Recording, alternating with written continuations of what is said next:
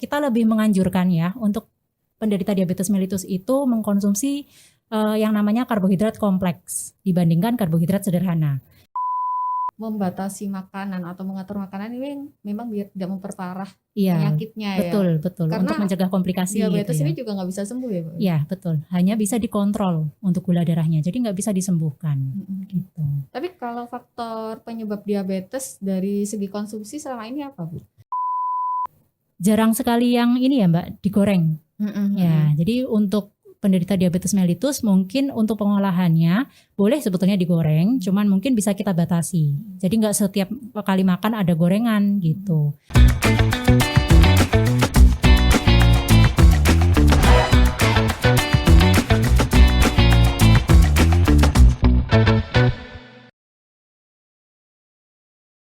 Halo Tribuners, jumpa dengan saya Sulfi Sofiana dalam podcast Harian Surya dan Tribun Jatim Network, cakap sana, cakap sini. Dan seperti minggu biasanya, setiap hari Senin kita akan membahas tentang kesehatan. Nah, kali ini kita akan membahas tentang bagaimana sih pola konsumsi yang ideal bagi penderita diabetes. Menghadirkan narasumber kita yang kompeten, narasumber kita dari Universitas Nahdlatul Ulama Surabaya, ada Ibu Farah Nuri Anissa, Sarjana Gizi, Master Public Health. Nah, Bu Farah ini lulusan dari Universitas Brawijaya dan meneruskan studinya S2 di Universitas Gadjah Mada, Ibu ya. Betul sekali. Bu, seperti yang kita ketahui nih, diabetes ini kan punya aturan ketat dalam pola makannya, termasuk dalam pengaturan konsumsi gula untuk membatasi kadar gula darah dalam tubuh nih. Sebenarnya kondisi seperti apa sih penderita diabetes ini benar-benar harus menjaga pola makannya? Apa mulai dari diabetes yang ringan atau bagaimana? Oke ya. Ya jadi Mbak untuk diabetes mellitus sendiri itu mungkin saya perkenalkan dulu ya diabetes mellitus ini seperti apa. Jadi diabetes mellitus itu adalah suatu kelainan metabolik di mana penanda khasnya atau karakteristik khasnya itu adalah peningkatan glukosa di dalam darah atau peningkatan gula dalam darah ya. Yang kalau dalam istilah medis kita sebut sebagai hiperglikemia. Nah, pada kondisi diabetes mellitus itu dari awal memang cenderung meningkat ya untuk glukosa dalam darahnya, sehingga dari awal pun setelah pasien itu terdiagnosa diabetes mellitus sudah harus untuk membatasi asupan makannya atau mulai mengatur asupan makannya gitu. Jadi dari awal supaya tidak terlambat gitu. Tapi memang membutuhkan diagnosis dari dokter dulu atau bagaimana? Iya, sebetulnya selama beliau sudah memiliki gejala begitu ya. Kalau gejala khasnya biasanya adalah 3P gitu. 3P itu ada poliuria. Poliuria ini sering buang air kecil Mbak, terutama di malam hari. Gitu. Kemudian anyang-anyangan beda lagi. Biasanya kalau kita kan nyebutnya gitu. Ya mungkin hampir sama ya. Okay. Pokoknya ingin pipis saja gitu. Kemudian ada polifagia, sering lapar gitu. Sering lapar, kemudian ada polidipsi. Polidipsi ini sering haus. Itu karena kan sering buang air kecil ya, akhirnya kan banyak cairan yang terbuang, kemudian ya akhirnya sering haus begitu. Itu 3 gejala khas dari diabetes mellitus. Jadi kalau seseorang sudah mulai merasakan salah satu gejala begitu, mungkin nanti bisa diperiksakan gula darahnya. Karena untuk penegakan diagnosa sendiri itu harus dari gula darahnya. Gitu, nggak bisa tiba-tiba ada gejala klinisnya tadi kemudian langsung didiagnosa, itu nggak bisa. Jadi sama dokter nanti pasti akan diminta untuk mengecek gula darahnya gitu. Terus untuk pengaturannya ini konsumsi makanannya seperti apa? Kan ada yang drop juga kadar gulanya, ada yang terlalu tinggi gitu kan gara-gara nggak ada pengaturan yang ideal di dalam tubuh nih. Itu gimana Bu untuk menentukannya nantinya? Kalau untuk kondisi biasanya memang cenderungnya ini ya hiperglikemianya gitu atau meningkat gula darahnya. Pada kondisi-kondisi tertentu misalnya pasiennya ini lupa makan begitu ya, lupa makan tapi sudah minum obat. Nah, kalau kayak gitu biasanya ada risiko hipoglikemia, kebalikannya. Gula darahnya menurun gitu. Nah, pada kondisi yang hipoglikemia itu pertolongan pertama karena hipoglikemia itu nanti bisa menyebabkan penurunan kesadaran. Ya. Jadi pertolongan pertamanya adalah dengan memberikan glukosa atau gula sederhana, misalnya dari permen, dari sirup gitu. Jadi kalau ada kita tahu mungkin di keluarga kita ada yang kena diabetes mellitus, kemudian beliau merasakan ketika lagi pergi sama kita gitu ya, beliau merasakan mulai pandangannya kabur, kemudian keringat dingin gitu, deg-degan, itu berarti udah tanda-tanda dari hipoglikemia gitu, gula darahnya sedang menurun. Nah kalau kayak gitu kita bisa berikan yaitu tadi misalnya permen atau teh ya, teh yang manis atau mungkin air gula atau air sirup gitu. Itu untuk yang hipoglikemia. Nah untuk yang hiperglikemia karena itu kecenderungannya memang seperti itu ya, maksudnya bukan sewaktu-waktu dia meningkat begitu, tidak. Jadi kecenderungannya memang seperti itu, maka kita bisa mengaturnya di pola makan sehari-hari gitu. Nah untuk diabetes mellitus sendiri ini dari segi kuantitas atau dari segi jumlahnya itu sebetulnya tidak ada tidak terlalu jauh berbeda dengan individu yang sehat. Ya. Kalau dijaga gitu ya. Iya, untuk kebutuhannya sebetulnya dari segi banyaknya ya, berapa kilokalorinya, berapa protein yang dibutuhkan, itu sebetulnya tidak jauh berbeda dengan yang kita yang sehat gitu. Yang perlu diperhatikan untuk diabetes mellitus lebih ke pemilihan bahan makanannya Mbak, gitu. Jadi memang ada beberapa bahan makanan yang harus kita batasi gitu. Misalnya? Untuk yang penderita diabetes. Misalnya kita lebih menganjurkan ya untuk penderita diabetes mellitus itu mengkonsumsi yang namanya karbohidrat kompleks dibandingkan karbohidrat sederhana.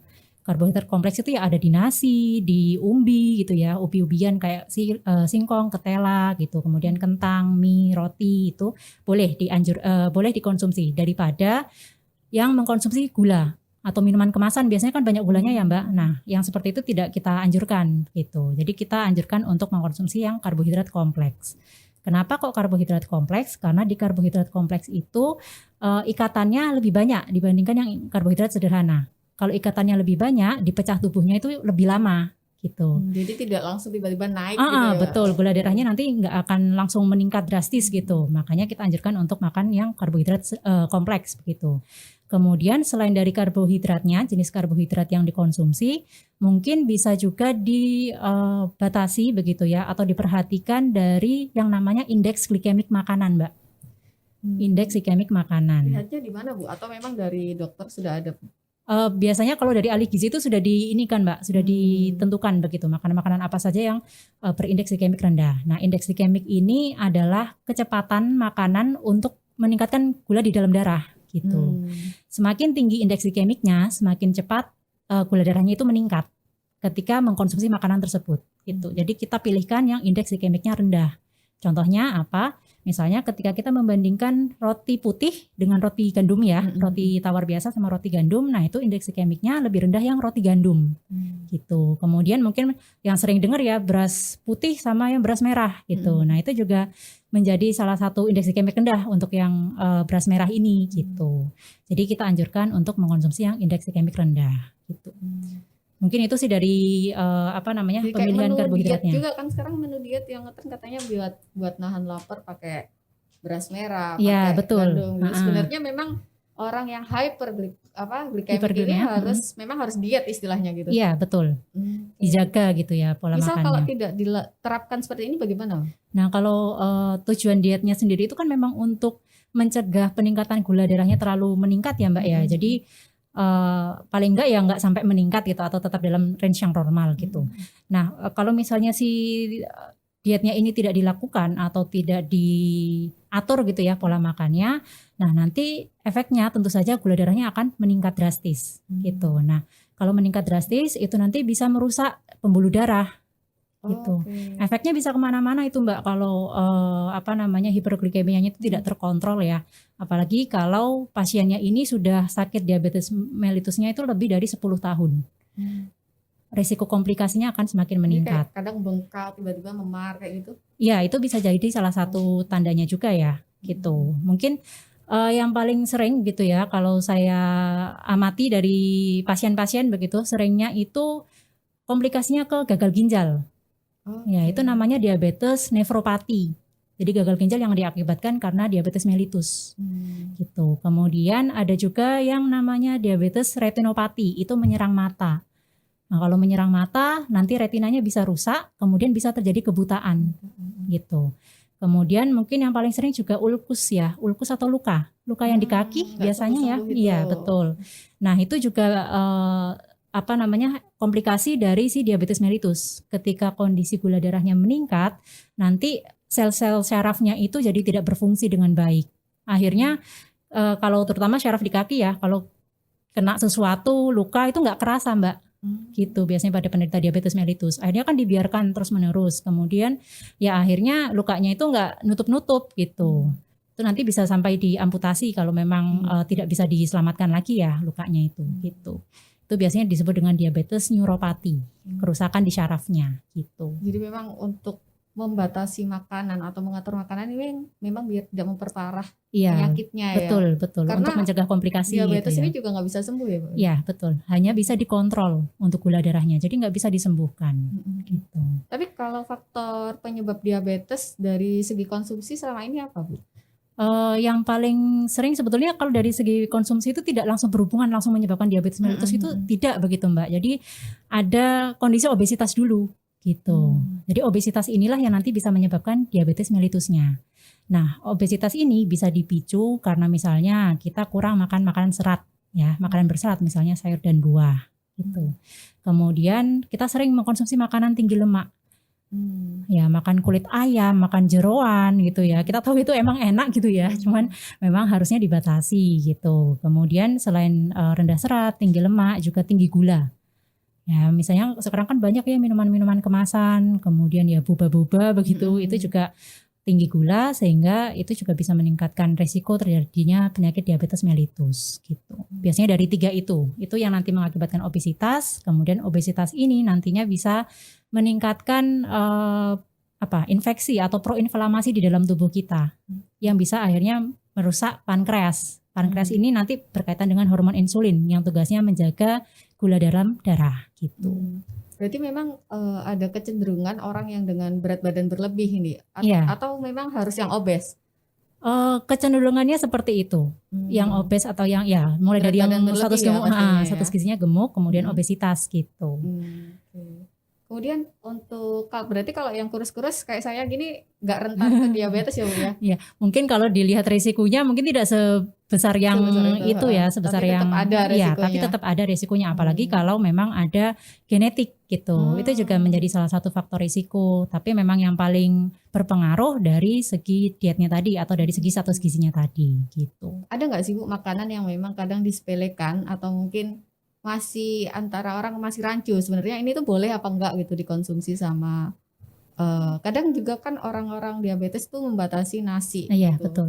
Itu bagaimana? Ya jadi, nah ini juga sering sekali saya temui gitu ya. Jadi akhirnya si penderita diabetes ini takut ya konsumsi apa-apa. Nanti kalau makan ini gula darah saya meningkat gitu, naik gitu. Sebetulnya kan enggak gitu ya. Tadi kan seperti yang saya jelaskan, makan nasi, makan roti itu masih boleh gitu, masih diperbolehkan. Nanti malah kalau misalnya pasien diabetes mellitus ini membatasi makanannya, tapi beliau tetap minum obat, apalagi yang menerima injeksi insulin ya, sudah dapat insulin dari luar tubuhnya. Nah itu malah nanti resiko hipoglikemia, yang penurunan gula darah tadi gitu. Jadi memang sebaiknya dikonsultasikan mungkin ya lebih tepatnya agar sesuai dengan kebutuhannya gitu. Nggak perlu sampai membatasi yang terlalu drastis, begitu tidak perlu. Kemudian mungkin yang disepelekan pada diabetes mellitus biasanya lebih fokusnya ke gula ya, ke gula atau ke karbohidratnya gitu. Nah sebetulnya ada lagi yang perlu diwaspadai, yaitu yang tinggi lemak tadi. Oke. Ini. Ya. Jadi ini diet untuk 1.700 kilokalori Mbak. Jadi energinya kebutuhannya 1.700 kilokalori. Ini idealnya orang biasa. Contohnya saja. Contohnya. Karena setiap individu pasti berbeda ya untuk kebutuhan apa, gizinya. Bu? Berdasarkan apa? Kalau untuk diabetes mellitus sendiri, untuk pasien diabetes mellitus, untuk kebutuhannya itu kita lihat dari berat badannya dulu, jenis kelaminnya, kemudian dari aktivitas fisiknya, apakah beliau ini pekerja keras begitu ya, misalnya kerjanya di lapangan akan berbeda. Kemudian ya sering olahraga atau tidak begitu ya. Kemudian selain dari faktor aktivitas, juga dari ada apa enggak penyakit penyerta gitu. Kayak mungkin darah tinggi. Iya, gitu ya.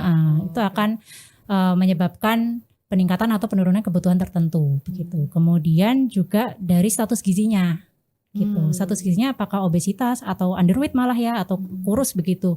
Itu juga dipertimbangkan di kebutuhannya. Ada gitu. Ya, maksudnya pasien diabetes karena dia mungkin karena terlalu takut, kemudian dia jadi hypo terus jadi kurus gitu sekarang. Iya, bisa gitu. Nah, ini untuk yang kondisi seperti apa? 1.700 itu biasanya yang tidak ada penyakit penyerta gitu ya. Terus Kemudian kegiatannya biasa kayak misalnya ibu rumah tangga. Okay. Begitu. Nah ini biasanya kalau di ahli gizi itu ada yang namanya ukuran rumah tangga. Jadi untuk membantu pasiennya itu mengatur pola makannya, kan nggak mungkin ya kalau di rumah tangga itu kita ngitung 100 gram atau ditimbang. Nah biasanya kita sediakan untuk yang ukuran rumah tangga gitu.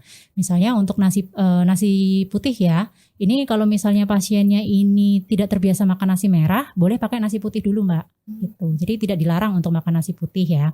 Tapi kalau misalnya pasiennya ini sudah terbiasa, boleh silahkan diganti dengan nasi merah. Nah nasi putihnya ini sekitar 100 gram atau 2 centong rice cooker. Ya, kemudian telur ayam untuk makan paginya ya, mungkin bisa di bumbu Bali. Jadi telur ayamnya nanti digoreng dengan minyak sebanyak 5 mili. Kemudian nanti untuk sayurannya ini 100 gram ya, totalnya itu 100 gram. Dari kacang panjang, tauge, kangkung atau bayam atau sayuran lainnya itu totalnya 100 gram. Gitu, atau setara dengan 1 gelas. Atau sepertiga piring begitu. Kalau olahannya kira-kira diolah apa kalau sayuran gitu? Kalau sayuran boleh dipecel, kemudian bebas kalau sayuran. Ditumis ya, tapi tumis nggak masalah. Yang penting jangan digoreng karena ini sayang benar, sayurannya nutrisinya nanti malah turun gitu. Jadi boleh sayuran boleh dikonsumsi atau diolah dengan cara apapun. Kemudian untuk selingannya, nah selingannya ini biasanya pada pasien DM kita arahkannya ke buah Mbak. Buah ya, bisa di jus gitu. Kalau pantangan buah biasanya ada beberapa buah yang indeks glikemiknya tinggi. Misalnya semangka, buah-buah yang manis, cenderung manis ya. Semangka, kemudian anggur, kemudian biasanya buah-buah musiman, durian, nangka itu biasanya tidak kita berikan gitu. Nah ini misalnya untuk selingannya jus jambu biji, tapi mungkin bisa diolah tanpa gula, betul ya. Soalnya kan seringnya memang ada gulanya, ada kental manisnya gitu ya. Jadi itu tidak digunakan. Atau boleh kalau misalnya pasiennya ini suka konsumsi jambu biji biasa ya nggak masalah gitu, malah lebih baik gitu ya. Tapi ini wajib ada selingan itu? Iya. Salah satu prinsip untuk diabetes mellitus itu salah satunya ada makanan selingannya ini gitu. Jadi bukan hanya terlalu lapar waktu siang. Iya betul. Selain itu kalau kita makannya terlalu banyak dalam satu waktu makan kan nanti nilai glukosanya cenderung naik gitu begitu. Ya. Jadi kita bagi gitu. Kemudian untuk makan siang nanti bisa nasi putih, kemudian ada pepes ikan, sayur asem sama tempe balado. Kemudian bisa ditambah dengan jeruk. Ya, terutama kalau misalnya lagi bekerja gitu ya, biasanya kan sambil kerja sambil pingin ngemil-ngemil gitu. Nah, itu bisa dicamil gitu jeruknya. Ya, untuk nasi putihnya biasanya dimakan siang ini lebih banyak dibandingkan makan paginya, gitu. Karena memang waktu siang itu lebih banyak aktivitasnya ya dibandingkan waktu pagi, jadi butuh energi yang lebih banyak, gitu. Jadi nasi putihnya diberikan 200 gram, kemudian pepes ikannya pakai ikan tongkol ya 40 gram. Sayurannya ini diolah dengan sayur asem ya, dimasak sayur asem, ada kacang panjang, labu siam sama kacang tanah, sama ya untuk sayurannya totalnya 100 gram. Ikan gitu. Ini kalau ngomongin ikan ada ikan yang pantangan nggak sih Bu? Tidak ada. Asalkan tidak digoreng ya, tidak digoreng terlalu sering begitu. Ini ikannya di apa nih? Dipepes. Ya. Oh berarti dikukus ya? Iya betul. Kemudian ada tempe balado atau tempe ungkep ya, itu boleh, itu 50 gram atau setara dengan 2 potong kecil. Kemudian jeruk sekitar 110 gram atau 1 buah. 2 potong kecil ini 2 iris atau 2 potong kotak gitu? 2 kayak kita makan itu segini ya mungkin ya. Oh iya, berarti 2 iris gitu. Ya? Iya betul. 2 iris. Itu. Kemudian untuk selingan sorenya, biasanya kalau selingan sore ini jam 3 gitu ya, jam 3 jam setengah 4 itu bisa dikonsumsi pisang gitu. Atau buah-buahan lain yang disukai ya. Kemudian untuk makan malamnya ada nasi putih, kemudian ada ayam dan tahu bakar, sama tumis sayur. Ya, untuk nasi putihnya 150 gram, jadi tidak terlalu banyak ya. Karena mau tidur jadi tidak perlu menimbun terlalu banyak. Kemudian ayamnya dipilih yang tanpa kulit. Ya, biasanya yang sering lupa itu. Ayam itu dimakan sama kulitnya gitu biasanya orang-orang. Nah, itu ayam tanpa kulit itu 40 gram atau sekitar 1 potong dada ya. Kemudian ada tahu itu 110 gram atau 1 biji besar. Kemudian sayurannya bisa pakai bayam wortel atau buncis wortel atau apapun, sayuran apapun itu sekitar 100 gram. atau setara dengan 1 gelas. Kemudian minyak untuk menumis itu sekitar 5 mili gitu. Kalau dilihat dari menunya ini jarang sekali yang ini ya Mbak digoreng. Ya, jadi untuk penderita diabetes mellitus mungkin untuk pengolahannya boleh sebetulnya digoreng, cuman mungkin bisa kita batasi. Jadi nggak setiap kali makan ada gorengan gitu. Ada bedanya nggak sih Bu minyak kelapa sawit, minyak biasa sama mentega gitu misal? Kalau minyak dari segi dari segi kandungannya sebetulnya sama saja sih Mbak. Gitu, sama-sama mengandung lemak semua gitu. Terus sebenarnya antara selingan dari makan besar sampai selingan tuh biasanya berapa jam? Sekitar 2 jam biasanya. Jadi kalau misalnya makan pagi tuh jam 7 gitu ya. Selingannya bisa jam 9, maksimal jam 10. Soalnya kalau nanti jam terlalu siang mepet dengan waktu makan siang gitu. Kemudian makan siangnya nanti jam 12 atau jam 1, selingannya biasanya jam 3. Kemudian makan malamnya bisa jam 6 atau jam 7 gitu. Berarti kalau untuk ini bisa, kalau ngomongin ini untuk kegiatan yang ibu rumah tangga ya misalnya, berarti ideal buat penderita diabetes kan sekarang juga masih tetap didominasi kan sama usia lanjut mungkin ya. Mungkin 45 ke atas gitu kan. Berarti ini ideal juga buat bapak ibu yang mungkin lagi di rumah gitu gitu. Bisa. Tapi menyesuaikan tadi ya, menyesuaikan dengan bawaannya ya. Betul, kebutuhannya akan berbeda gitu ya. Jadi misal kayak bayam tadi, misal dia punya asam urat kan nggak bisa gitu kan. Iya, dibatasi, betul. Oke, itu sekilas tips buat Tribuners sekalian yang mungkin punya orang tua atau mungkin keluarga yang memang harus diketatkan gitu. Jadi sebenarnya ada, bisa kok makan enak para penderita diabetes ya, tergantung cara mengolah dan disiplin waktu juga ternyata ya, nggak cuma ini ya, nggak cuma disiplin kandungan dan bahannya gitu. Iya. Benar-benar. Ada pesan khusus nggak Bu bagi penderita diabetes dan mungkin orang yang terkena diabetes yang selama ini mungkin juga jenengan tangani gitu tentang gizinya itu? Iya, oke. Untuk penderita diabetes mellitus memang itu tadi ya, mungkin bisa dirubah dulu pola makannya gitu, karena memang pola makan ini menjadi salah satu pilar untuk tata laksana DM. Ya, itu sudah diatur oleh dokter juga begitu. Jadi silakan diatur pola makannya. Mungkin bisa diubah kebiasaan-kebiasaannya mulai dari yang kecil-kecil dulu Mbak. Karena kan kalau kita langsung mengubah total kebiasaannya itu akan sangat susah ya, dan butuh waktu yang tidak sebentar begitu. Jadi mungkin bisa dipilih 1-2 kebiasaan yang bisa diubah. Misalnya tadi terkait makanan gorengan gitu ya. Makanan gorengan bisa dibatasi. Yang awalnya setiap kali makan ada makanan yang digoreng, mungkin dikurangi dulu jadi 2 kali makan aja deh yang digoreng gitu. Kemudian mungkin juga dari pemilihan minuman kemasan ya, mungkin yang paling gampang ketika kita mau minum minuman kemasan, nah itu mungkin juga bisa dikurangin gitu. Kemudian terkait gula darahnya juga sebaiknya sering dikontrol gitu ya, atau sering dimonitoring. Karena kalau gula darahnya tiba-tiba anjlok itu juga nanti akan berbahaya. Begitu juga sebaliknya, ketika gula darahnya ini meningkat itu juga akan berbahaya juga gitu. Jadi mungkin itu sih, segera diubah pola makannya, dan kalau butuh bantuan untuk menghitung kebutuhannya, menyusun menunya, silakan hubungi ahli gizi gitu supaya lebih tepat penanganannya. Gitu. Bu, kalau untuk kembali lagi ada satu yang masih mengajak untuk makanan minuman kemasan gini kan. Ada nggak sih, kan tadi dibilang masih bisa dikonsumsi gitu. Ada nggak sih batasan gula tambahan atau sukrosa ini yang bisa dikonsumsi gitu misal? Maksimal 5% dari kebutuhan energinya gitu. Kalau dari anjuran dokter ya, itu 5% dari kebutuhan energinya. Gitu. Untuk orang yang kegiatannya di rumah biasanya kebutuhan energi bisa sampai berapa? Misalnya tadi yang 1.700 ya Mbak ya, berarti 5% dari 1.700 itu berapa? 80 sekian ya, kemudian itu nanti dibagi 4 sekitar 20-an, 20 gram maksimal ya. Dan sebetulnya untuk penggunaan gula di bumbu itu masih boleh. Karena gitu. Memang kalau dengan riset atau lihat selama ini berapa biasanya?